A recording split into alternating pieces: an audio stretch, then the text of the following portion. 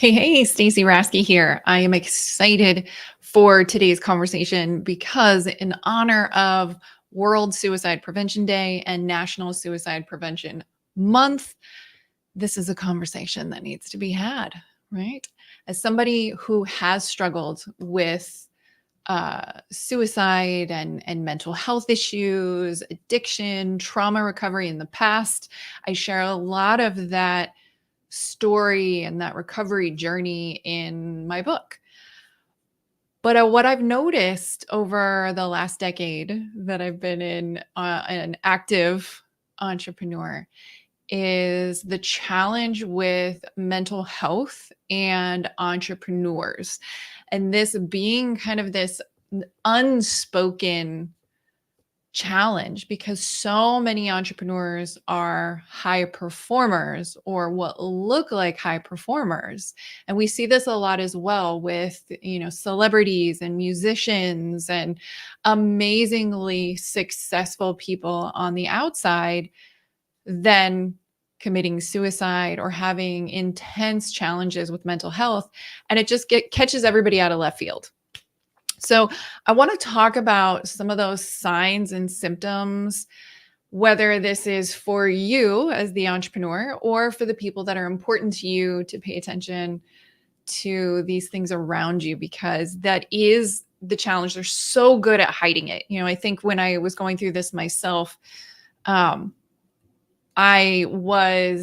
most people had no idea. There was a couple of people really close to me that knew my challenges and my struggles. However, more of the signs and symptoms were visible before I started owning my own business, right? Once stepping into entrepreneurship, there's a different response to stress. And it's what I call the high performers paradox or the high performance paradox. Because when you talk to entrepreneurs or you see entrepreneurs, they're very action driven, right? They're able to create a lot of success very quickly. And in that amount of action, what's happening is what looks like high performance on the surface or high achievement on the surface is really high functioning trauma response or a high functioning stress response. And that response creates a return on investment, or what I say, it's high functioning with an ROI, because it is the ability to take control, be in a state of action, and generate an outcome and results, the whatever it was, the goal, the success you intended. So on the surface, this looks awesome. But nobody's discussing the fact that this ability to create rapid success is an innate trauma response. This is a survival mechanism to navigate and handle stress. And studies have shown, let's just get into the statistics really quick before we really dive into what this looks like and what to pay attention to with either yourself or for your loved ones. 90% of entrepreneurs come from some type of childhood adversity. 75% of entrepreneurs come from big T trauma, right? This can be homelessness, poverty, abuse, addicted family members or parents, alcoholism, right? All of these different things that constitute more of your big T trauma stuff. And so childhood programming creates a set trauma response, which is your stress response to survive. Now, that survival adaptation generally will result in some type of control issues. If you follow me, I talk about this all the time with boundaries versus walls, because the biggest wall you have is control. It's about creating safety when you perceive a lack of safety, right? Your primitive brain going into survival mode to keep you safe means reacting and going into that response, which usually means action and control, because The more you do, the more you are in control of creating safety when you don't feel like you have any, right? This is why I'm such a recovering control freak, for all my fellow type A entrepreneurs, right? Is that those control issues create that return on investment. And so to everybody else, it looks like, woohoo, you're doing great, right? And yet it's actually symptoms of the struggle. So that's why this high performance paradox is happening, and why when entrepreneurs struggle with mental health or even get to the place of committing suicide, it catches people like completely out of left field. And they have no idea because, again, part of this trauma response and this survival mechanism is being in a state of action while also keeping the walls up that nobody knows what's happening internally, right? That internal, the inner critic, the shame cycle, the deep emotional disconnect that's fueling this state of action. So, high performing leaders, entrepreneurs, this is part of that survival mechanism, is keeping that disconnected. So you don't know what's happening internally. Work hard, play hard, hustle, grind, all of these things that keep a high elevated level of stress going day to day, in and out, right? That is the challenge, creating a higher level of mental health struggles among entrepreneurs. Suicide rates are double among entrepreneurs. It's creeping up on the level of veterans. So keep that in mind. This is a large population struggling with exceptionally high levels of stress, on top of adding in the burden, the excessive burden of now you've brought in some team, you've got all these lives and livelihoods that you're responsible for. Right? That is a high level of burden. So all that elevated stress and burnout increases. Conversations about what you're going through as the business owner decrease, right? You become on this little island. So yes, drop in the comments if you have ever felt alone in your entrepreneur journey, in your world of, personal development, growth, everything else, where there's nobody in your local community, your family, your home, in your circle that you feel like you really, really get you and that you're able to talk about these struggles, right? So similar to the veterans, which, if you know, I'm also an Iraq War veteran. I was in the Army, and my challenges with mental health after getting out of the military, what I've come to learn was I lacked community. And once I got into entrepreneurship, I'm not going to a 9-to-5 where I have people that I can just network and communicate with daily to talk about what's happening in my world. Not that I necessarily did, but entrepreneurship can be very, very, very lonely, and why it's so important to lean into creating community, but it can be a struggle. It can really be hard. And so this is adding to the mental health challenges that we're experiencing, right? That you're going through, that I was going through. And, these feelings that are coming up, these stories and meanings that are being assigned to what's happening, it's just making the situation worse. So, what I want you to pay attention to, whether this is for yourself or for others, right, is paying attention to the level of stress response. Is stress as a whole increasing for yourself or for the people that you care about? And as that stress is increasing, are they working harder? All my hustle bros, all my hustle buddies, brothers and sisters are like, oh my God, I'm just working more.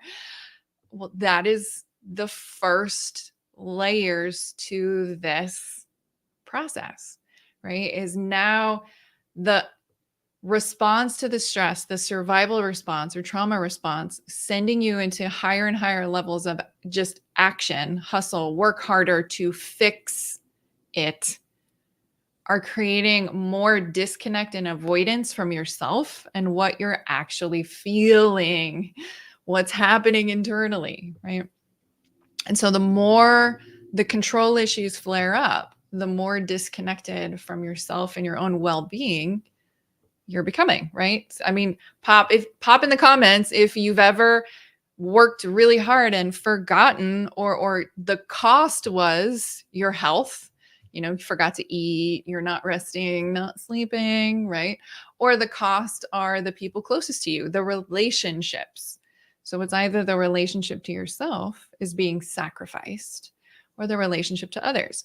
So the more you're going into control and action, the more the sacrifice, the disconnect becomes from taking care of you or those relationships, right? But again, entrepreneurship is so celebrated of being in this hustle cycle that this is not a red flag for most people. They think it's par for the course.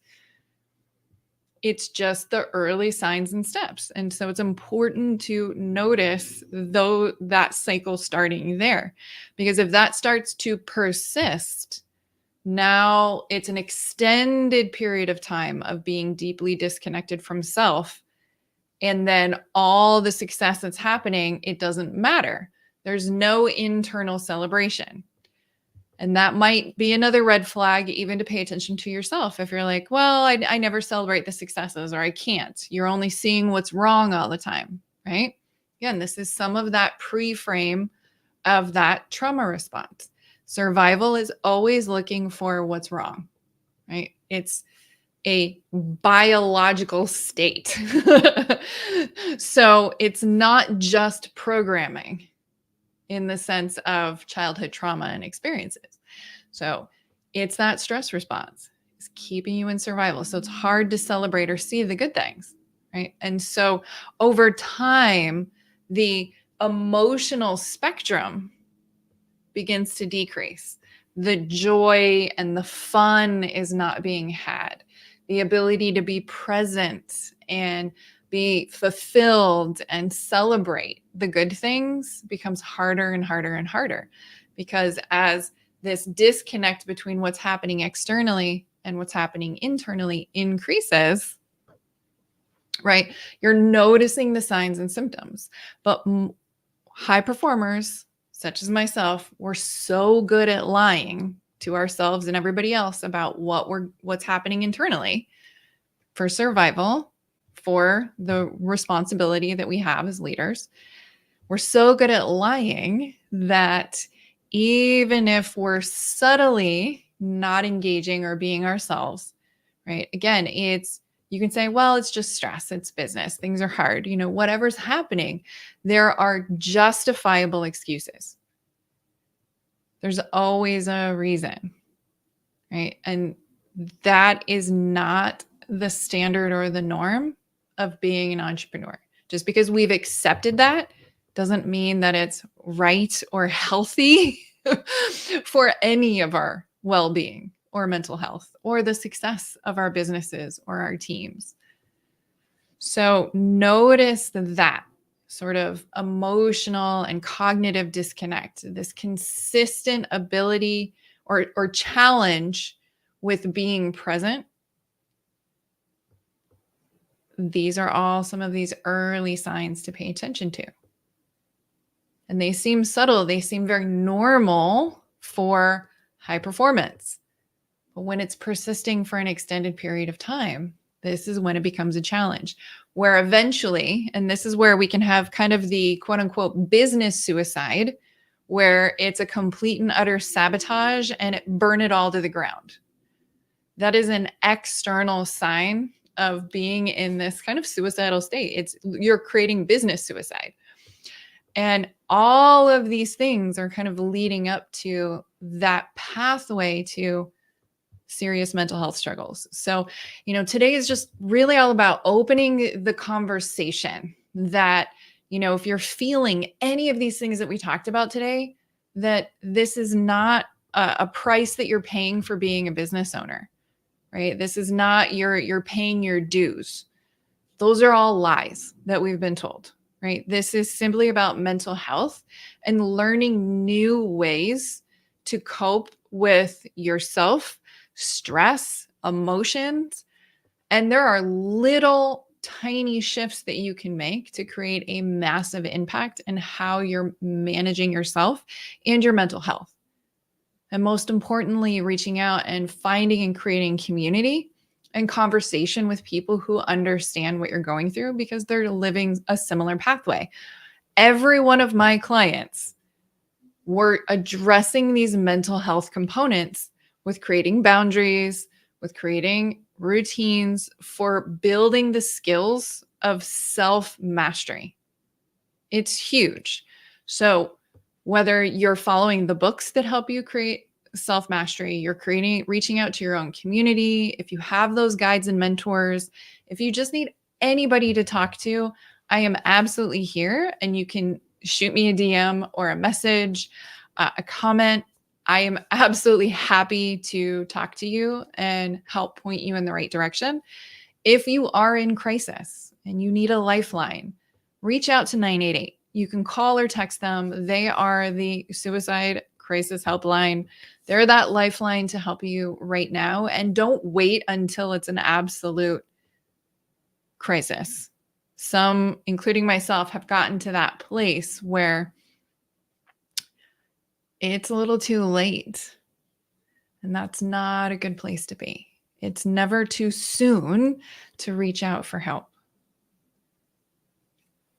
And most importantly, having community, right? There's a lot of people who will say, hey, join our mastermind, join our networking group, do all these things.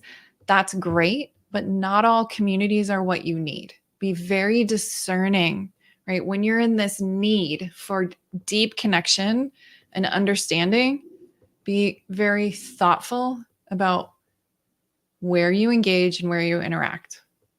Because there are a lot of groups, just in general, where it's not as safe as you think it is.